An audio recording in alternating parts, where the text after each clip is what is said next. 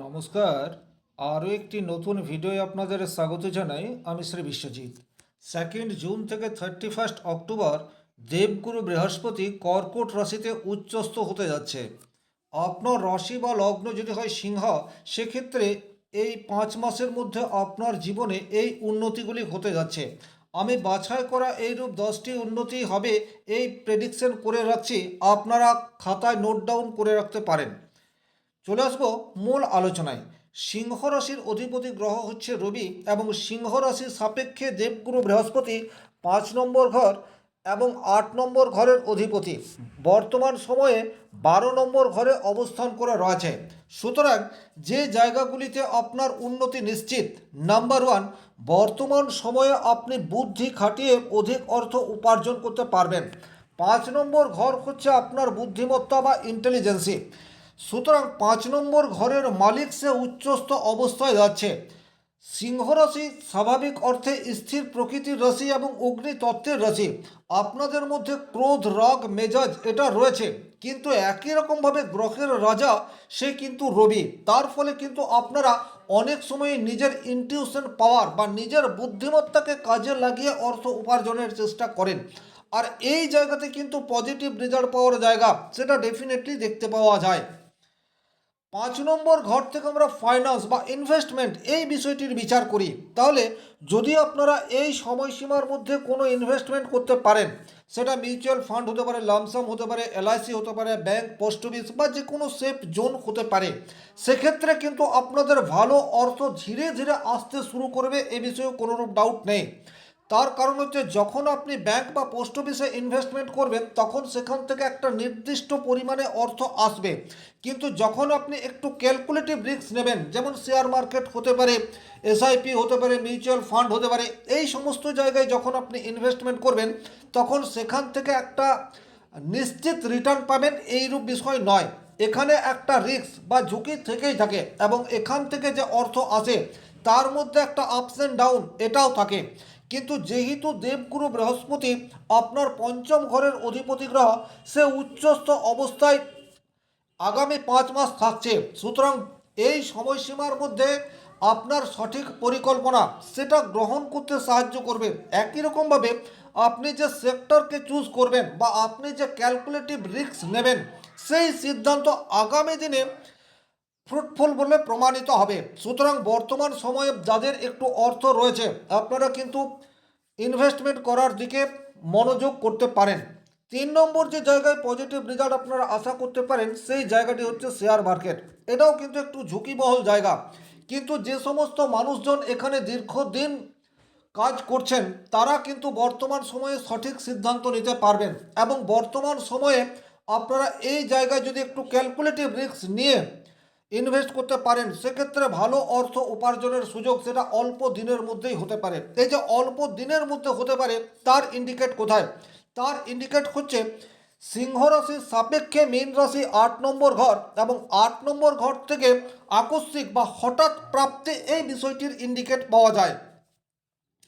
তাহলে অল্প সময়ের মধ্যে থেকে কিন্তু ভালো অর্থ আসতে পারে, তবে এখানে একটা সাবধানতা অবলম্বন করেও চলতে হবে। এখানে কিন্তু একটু রিসার্চ প্রয়োজন। আপনার যদি শেয়ার মার্কেটে দীর্ঘদিন ধরে কোনো রিসার্চ করে আসছেন বা এই সম্বন্ধে যথেষ্ট নলেজ রয়েছে, সেক্ষেত্রেই কিন্তু আপনি এই জায়গায় যুক্ত হবেন।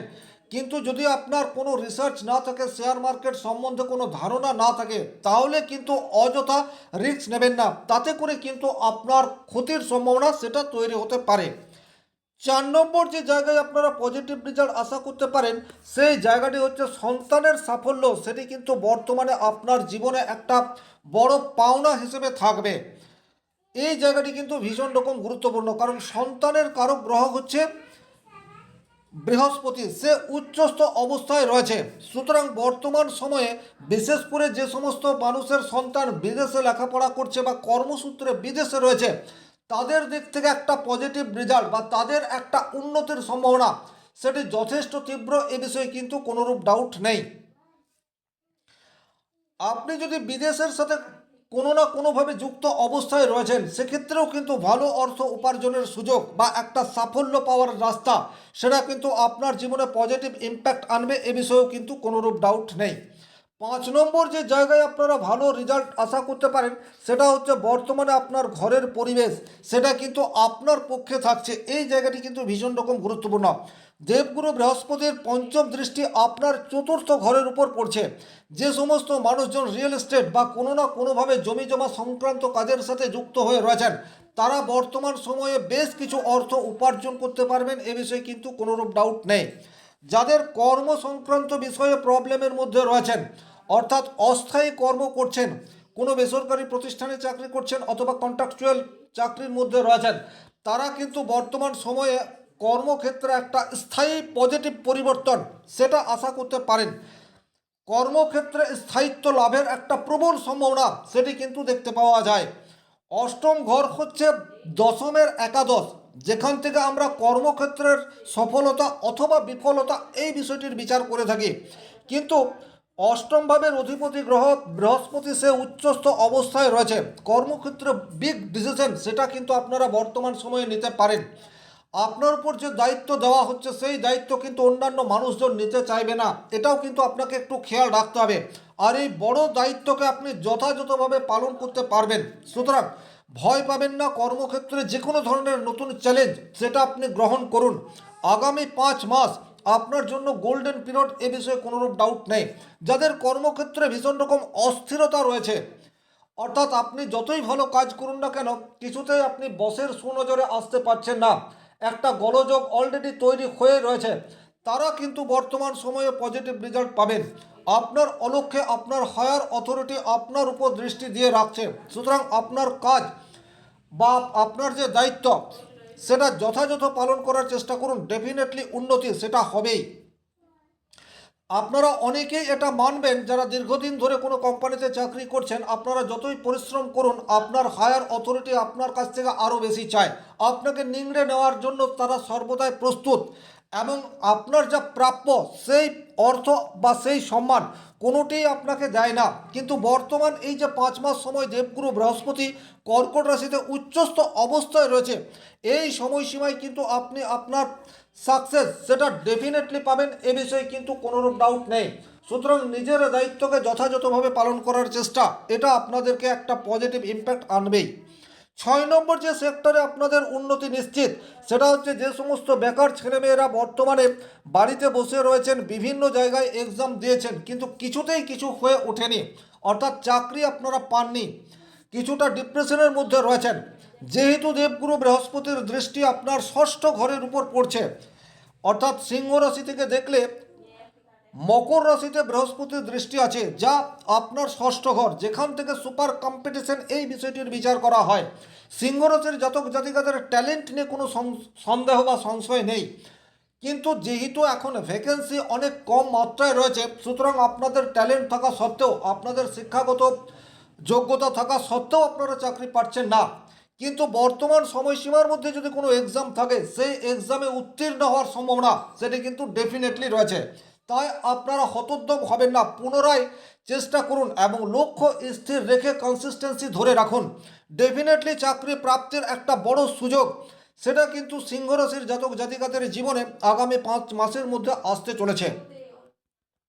যারা শত্রুদের জন্য ভীষণ রকম সমস্যার সম্মুখীন হয়ে রয়েছেন, সিংহ রাশির জাতক জাতিকারা স্বাভাবিক অর্থে অপর মানুষে কি বলল তাতে তাদের খুব একটা কিছু যায় আসে না, কিন্তু তারপরেও যদি কাছের মানুষ আপনার বিপক্ষে চলে যায়, কাছের মানুষ আপনার সাফল্যে ঈর্ষান্বিত হয়ে ওঠে, তখন কিন্তু মনের মধ্যে একটা স্ট্রেস তৈরি হয় এবং তার প্রভাব কর্মক্ষেত্র এবং ফ্যামিলি লাইফে পড়ে।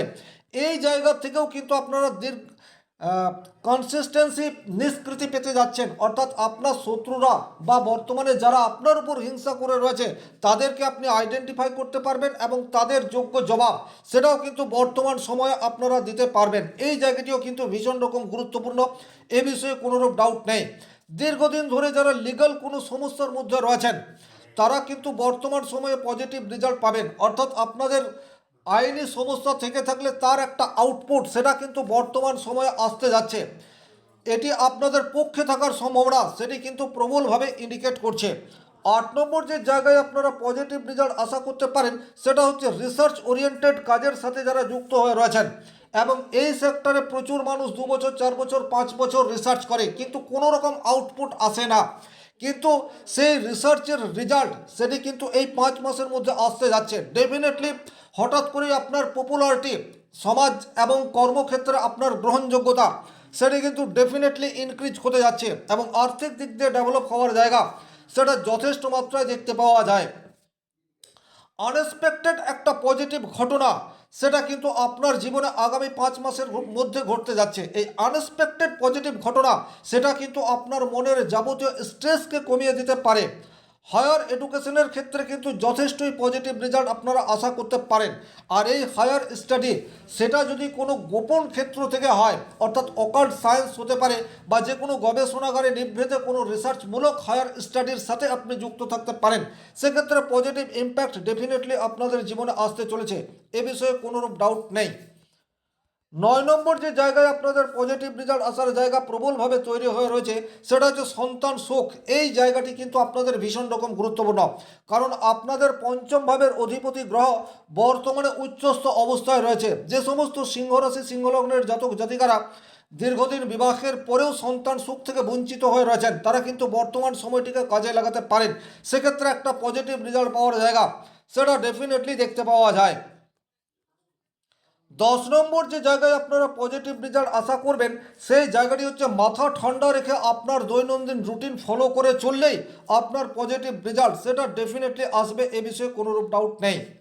মাথা ঠান্ডা রেখে এই কারণেই বললাম, কারণ সিংহ রাশি সিংহ লগ্নের জাতক জাতিকারা একটুতে রেগে যাওয়ার প্রবণতা রয়েছে, কিন্তু বর্তমানে যেহেতু দেবগুরু বৃহস্পতির ইনফ্লুয়েন্স আপনাদের উপর রয়েছে বা জ্ঞানের কারকগ্রহ বৃহস্পতি আপনার 12 হাউসের উপর রয়েছে, সুতরাং আপনার লক্ষ্য স্থির রাখার ক্ষেত্রে কিছু প্রতিবন্ধকতা তৈরি করে দিতে পারে। কিন্তু এই চ্যালেঞ্জকে যদি আপনি ঠিকঠাকভাবে পালন করতে পারেন, সেক্ষেত্রে কিন্তু ডেফিনেটলি বর্তমান সময় আপনার একেবারে আদর্শ, এ বিষয়ে কোনোরূপ ডাউট নেই। সার্বিকভাবে এই সময়সীমা আপনার জীবনের যাবতীয় প্রবলেমকে কিছুটা হলেও মিনিমাইজ করতে পারে। সেটা কেরিয়ার হোক, সেটা আপনার দাম্পত্য জীবন হোক, সেটা সন্তানকে কেন্দ্র করে হোক, অথবা গোপন শত্রুতা, রোগ, ঋণ, রিপুর কারণেই হোক। ওভারঅল যদি বলা যায় সেক্ষেত্রে কিন্তু এই সময়সীমাটি আপনাদের যাবতীয় সমস্যা, স্ট্রেসকে কমিয়ে দেওয়ার জন্য একেবারেই উপযুক্ত। সার্বিকভাবে এই ছিল এই ভিডিওটির মূল আলোচিত বিষয়।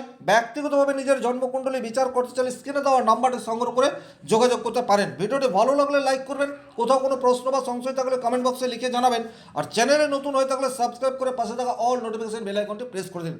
আজকের মতো বিদায় নিচ্ছি, ভালো থাকুন, সুস্থ থাকুন, ধন্যবাদ।